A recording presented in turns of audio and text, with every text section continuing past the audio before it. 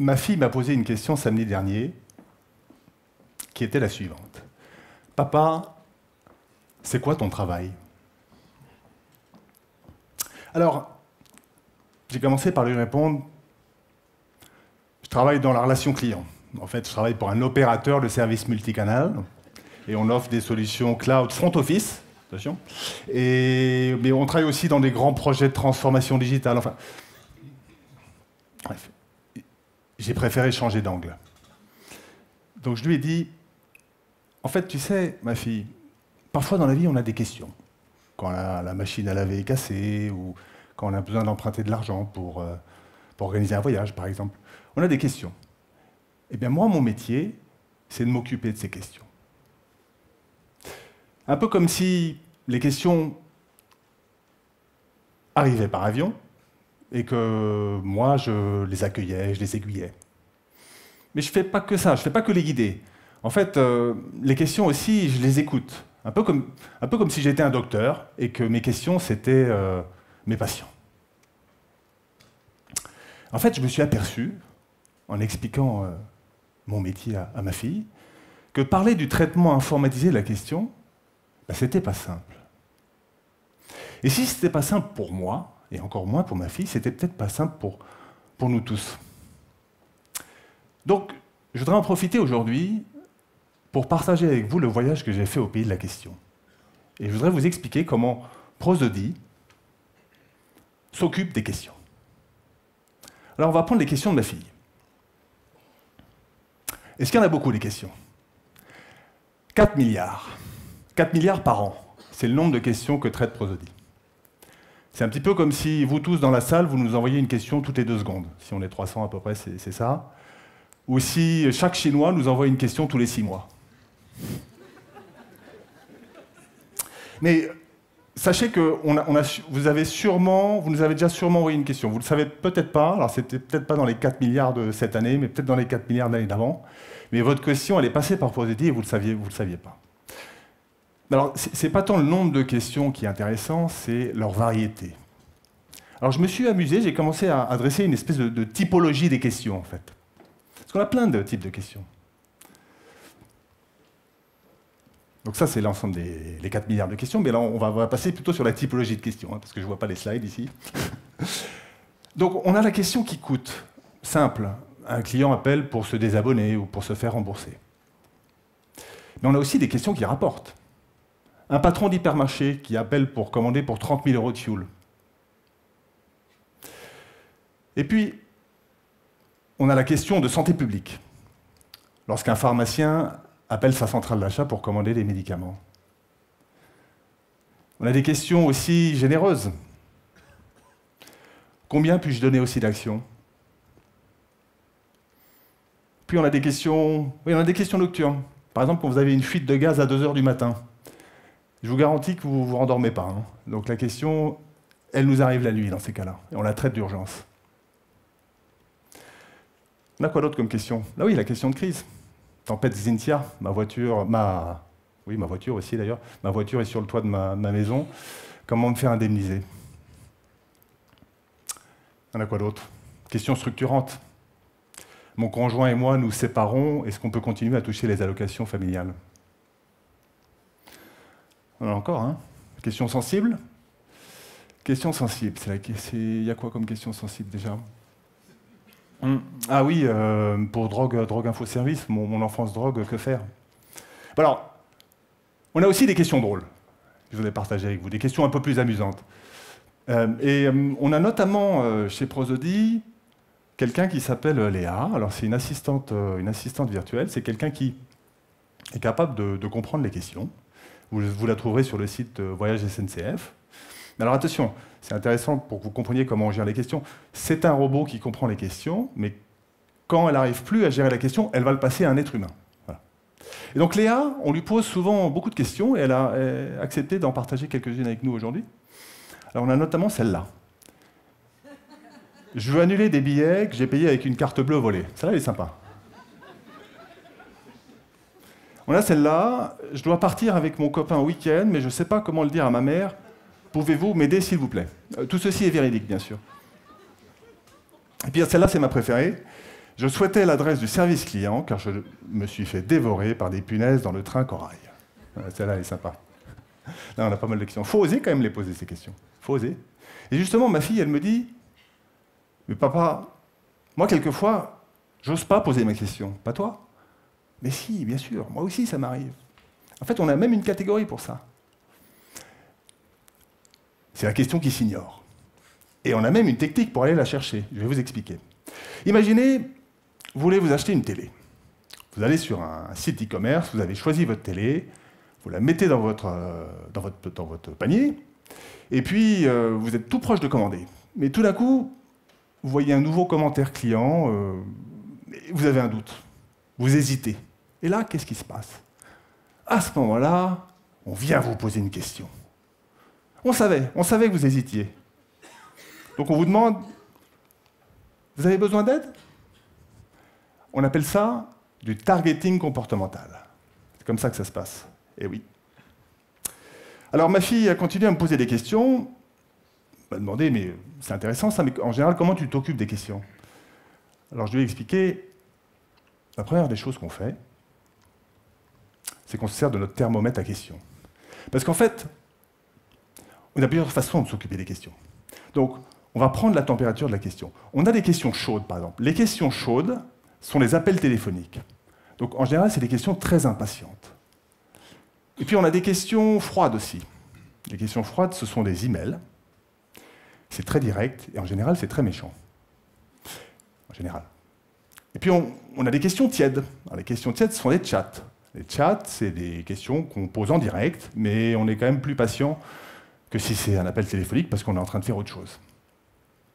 Alors là, vous croyez que c'est tout ce qu'on a, mais en fait, on a une quatrième catégorie de questions. On a des questions très chaudes, des questions exhibitionnistes. C'est des questions qu'on va poser sur la page Facebook pour que tout le monde les voit, pour mettre un peu la pression. Donc moi, ce que je vous propose, parce que souvent on parle des questions, mais on ne les écoute pas, c'est qu'on en écoute une. J'ai choisi une question chaude pour nous. Hervé, si tu peux l'envoyer, on va écouter cette question. Bonjour et bienvenue à la FNAC. Quelle est la raison de votre appel? Je cherche le manuel des jardins agroécologiques de Pierre Rabhi. Est-il en stock à la FNAC Valence? Ah, elle est belle celle-là. Elle est top. Donc, c'est ça le manuel. Je ne connaissais pas moi, personnellement. Donc, comment ça marche? Donc, la dame m'a posé sa question. On l'envoie à notre boîte à questions. La boîte à questions chez Prosody, elle a déjà 100 000 questions dans sa base. D'accord? Et elle va comparer la question de la dame avec ses 100 000 questions. Elle va chercher la question qui ressemble le plus à la question de la dame. Et pour ça, elle va calculer un indice de confiance. C'est comme à la poste. On travaille sur la confiance. Et donc, il y a 3 possibilités. Donc, soit l'indice de confiance est de 80% et plus. Ça veut dire que la machine, elle a compris la question. Donc, il y a de fortes chances que cette question, dans ces cas-là, parte à Valence, au rayon librairie. Soit l'indice est entre 60 et 80%, et dans ces cas-là, on a besoin d'un être humain pour répondre à la question. C'est-à-dire que la machine n'y arrive pas toute seule, elle demande de l'aide à un humain. Et donc, on a des humains qui sont derrière la machine, qui écoutent la question, et qui disent à la machine ce qu'il faut faire. Et alors, quand c'est en dessous de 60%, dans ces cas-là, on questionne la question, c'est-à-dire qu'on repose une question, on la reformule. Est-ce qu'on pourrait écouter peut-être ce qu'a donné la boîte à questions pour la question de cette dame, s'il te plaît? Merci de patienter. Je vous mets en relation avec un conseiller de votre magasin FNAC, Valence. Voilà, elle a été comprise, c'est pas beau? Non, c'est super. Alors, moi, ce que j'ai expliqué à ma fille en expliquant ça, c'est qu'en fait, la question, parce qu'elle ne se rend pas compte, mais la question, elle est libre, là. C'est-à-dire qu'elle a pu s'exprimer naturellement, la dame. On ne lui a pas demandé de taper 1, taper 2, taper 3. Mais ça n'a pas l'air trop l'impressionner, ma fille. Alors, elle m'a dit, mais en fait, c'est comme Siri. Et j'ai dit, mais bien sûr, je suis bête. Ma fille, elle parle à mon smartphone tous les matins, elle lui demande la météo. Bien sûr, nos enfants, ils savent déjà parler à des machines. Alors du coup, ça m'a fait réaliser, que ma fille, elle ne connaîtrait jamais les taper 1, taper 2, taper 3. En fait. Elle ne connaîtrait pas cette époque où les entreprises, en fait, ils avaient des réponses qu'elles organisaient en bloc, puis elle demandait aux questions de se garer en face. Et du coup, j'ai réalisé que ma fille, elle ne pourrait jamais comprendre comment la relation client a évolué depuis 20 ans, comment les questions, elles sont devenues de plus en plus dures. C'est devenu de plus en plus complexe à gérer ces questions. Parce qu'aujourd'hui, la question, elle est beaucoup plus futée qu'avant. Elle s'est renseignée sur Internet. Elle est plus exigeante. Elle veut être reconnue. Qui est-elle? D'où vient-elle? Ah, sacrée question. Ouais.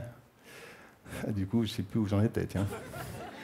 Donc la question, effectivement, elle est compliquée. Donc, en tout cas, lorsqu'elle arrive, il faut s'en occuper. Et ce qui est complexe, c'est qu'on a très peu de temps pour décider quoi en faire. Donc, si par exemple, on a trouvé une personne compétente, la dernière personne qui a parlé à cette personne pour traiter la question, et que cette personne elle est occupée, est-ce qu'on attend une minute de plus pour lui envoyer la question, en espérant qu'elle soit disponible? Ou est-ce qu'on l'envoie à quelqu'un d'autre? C'est compliqué, hein? Ouais, c'est compliqué. Donc, ma fille, en tout cas, n'a pas compris toute cette complexité. Il y a une chose qu'elle a compris, c'est qu'à un moment, la question, elle nous quitte. Il y a un moment, la question, elle nous quitte, et contrairement à ce qu'on pourrait croire, la question, elle ne part pas dans le cloud. D'accord? Elle part sous la terre, dans des tuyaux, sous le bitume, sous des autoroutes, sous des rails, parfois même sous les océans. Elle part livrer son interrogation. Toujours un moment difficile pour nous. La question va se transformer en une conversation. Elle était chaude, elle se refroidit. Et alors là, ma fille me dit, mais papa, les questions, elles meurent? Mais non! Mais bien sûr que non, les questions, elles ne meurent pas, elles ont une seconde vie. Elles ont une seconde vie. D'abord, il y a les questions récurrentes. Alors les questions récurrentes, c'est des questions qu'on va mettre dans un musée à questions, on appelle ça un FAQ, une foire aux questions. Comme ça, tout le monde peut en profiter. Après, il y a les questions qu'on enregistre. Ça, c'est des questions qu'on va pouvoir réécouter et partager. Et puis, toutes ces questions, de toute façon, on les transforme. On les transforme dans ce qu'on appelle la data. Un certain nombre de statistiques, vous connaissez tous ça. Voilà, les questions ont une seconde vie. J'aimerais bien, si vous me laissez encore quelques minutes, vous raconter une anecdote. Donc c'est un fabricant de machines à café qui a écouté ces questions. Et en écoutant ces questions, ils ont vu qu'il y a un mot-clé qui apparaissait souvent dans les conversations, c'était le mot flashlight ou lampe torche. Ils se sont demandé, mais pourquoi? C'est quoi le rapport entre une machine à café et une lampe torche? En fait, en écoutant ces conversations, ils ont compris que les clients n'arrivaient pas à lire le numéro de série qui était caché dans la machine. Du coup, le fabricant a changé la machine. Aujourd'hui, les numéros de série sont beaucoup plus lisibles. Mais c'est un bel exemple de question qui a changé un produit. Et là, ma fille me pose une question. Et la boîte à questions, elle change? Alors oui, bien sûr qu'elle change, la boîte à questions. C'est-à-dire qu'aujourd'hui, on sait déjà faire plein de choses, mais il y a énormément de chantiers chez nous, notamment, par exemple, la détection des émotions. On va essayer, pour les questions chaudes, les questions qui arrivent avec la voix, de comprendre les émotions des questions, d'aller au-delà des mots. Mais, indépendamment de tous les chantiers technologiques, il y a énormément de choses à faire avec les questions de vos clients. Vous êtes assis sur un tas d'or. Je le pense vraiment. Il y a énormément de questions à écouter. La question est une chance. La question cache un besoin. La question peut nous aider à comprendre des comportements. La question peut nous aider à nous remettre en question.